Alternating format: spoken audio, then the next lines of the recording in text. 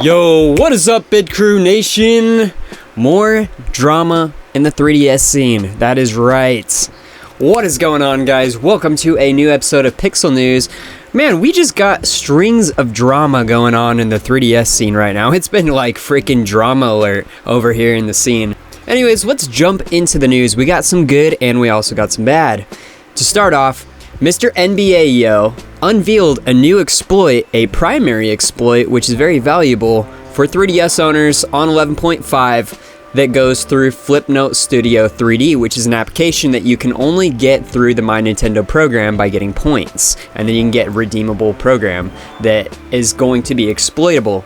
However, there is a huge string attached to this whole thing, and that it's probably not going to survive to 11.6, and that it's probably going to be patched in the near future, simply because this exploit was stolen and sold to Nintendo through their HackerOne bounty program. I kid you not. This is now the second exploit that has been stolen and sold to Nintendo's HackerOne bounty program by a guy named Acer. Now we're going to jump into the story because it's pretty freaking juicy and it's pretty ridiculous, honestly, and I feel bad for all the developers who found these exploits and had them manipulated and then stolen by this individual. So Astronautlevel has been instrumental in covering and getting kind of deep into these issues, and he has written up quite a big, long thing about this whole situation and the details and the facts about it. So we're going to jump into this post and we're going to break it down, the simplicity of what actually happened here. So this guy, Acer, he actually has previously stolen an exploit before for a browser exploit that I have Mac made using the dev tools. This was an exploit that was not unveiled, that was not released, but was demonstrated last year.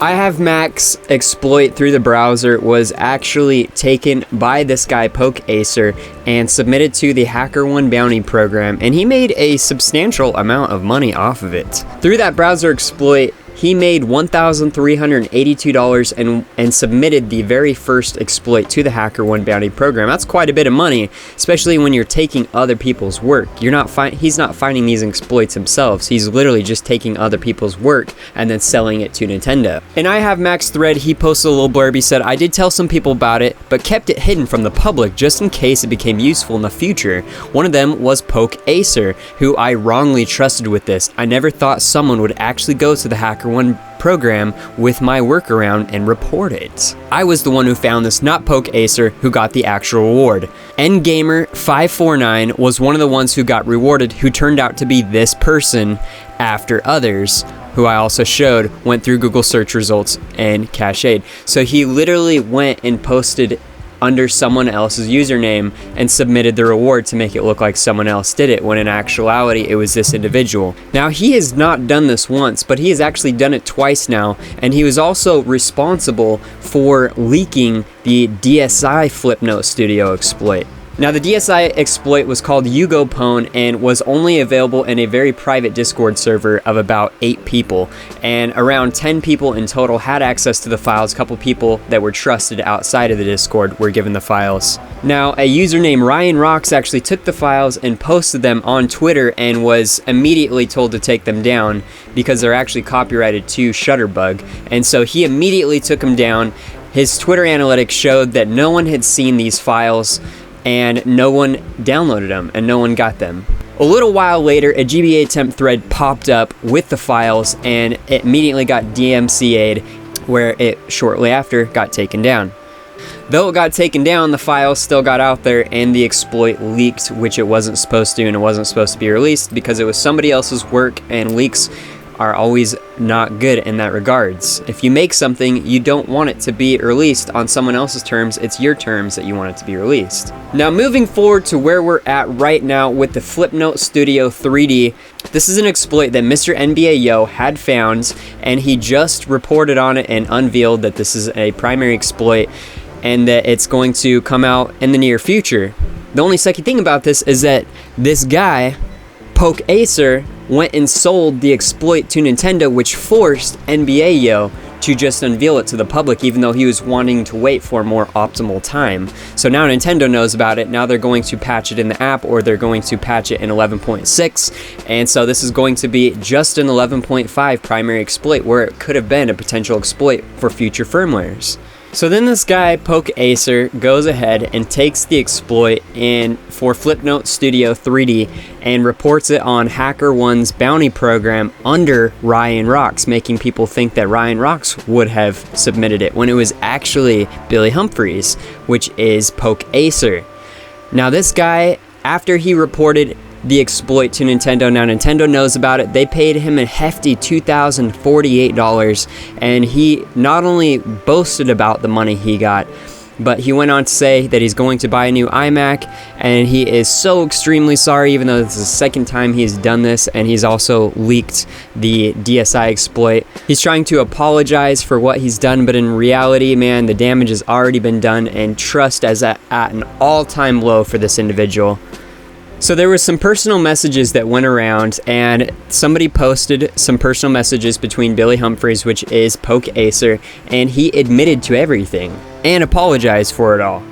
And he does not want the hate for something he clearly deserves the hate for, which is very slimy to take someone else's work and to sell it, especially something that you didn't put any work into whatsoever. So in this chat, an individual is trying to find out who leaked the files, who he got the files from, so that they could just get to the bottom of the situation or find out who the leaker is, most likely so that they could stop any future leaks from happening, kick the person out of the group. And that individual says, "Who gave it to you?" And Billy says, "I'll literally go and remove every single bit I did and publicly state that Yugo Pwn is literally brickable in the state, but I ain't losing my name, not again. That is all I want to know. I got it. I just got it. Yes, I know you all don't trust me. We want to remove who did it from our group. Please don't, but please, I'm begging you on my life and all of my families. Just tell us who did it, Billy. Please, not my name. Your name will peacefully stay out if you just tell us who." And then Billy just spills all the beans and lets it all out. He says, "You did leave it pinned for so long. You know how I said Ryan has all this stuff? He doesn't. I did, but I pinned it that night because I refuse to have it on my hard drive when it's unfinished and potentially bricky and not my exploits.